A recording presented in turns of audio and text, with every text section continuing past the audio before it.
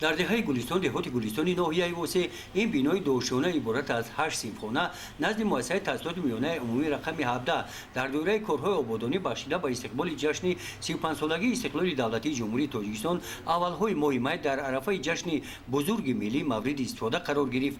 با مورد استفاده قرار گرفتن سیمخانه ها علاوه مشکلات جای نشست در این مکتب حل گردید. اطلاع دادن رهبریت مکتب انشاءات مذکور با پیشنهاد مقامات اجرایی حاکمیت دولتی ناحیه واسه و دستگیری صاحبکاران محلی و شخصان سخاوتمند دهه بنیاد گردیده. برای چنین اقدام وطندوستانه رئیس ولایت ختلان از نام پرزیدنت جمهوری تاجیکستان به صاحبکاران و آموزگاران منتداری بیان کردند.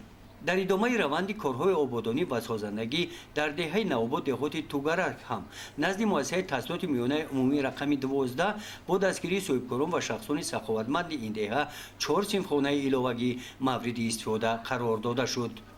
بخشیده به 35 سالگی استقلال دولتی جمهوری تاجیکستان اقدام گرفتند که در مؤسسه تاسیسات میانه رقم 12 ناحیه واسه با دستگیری صاحبکاران محل و مثال ساکنان 4 سیمخانه با تمام شرایط ساخته به استفاده دادیم. عین حال باشد یک سیمخانه علاوگی دیگر ساخته ایستادن در به انجام یابی است. اقدام های سازنده به استقبال 35 سالگی استقلال دولتی جمهوری تاجیکستان در ناحیه واسه ادامه دارند.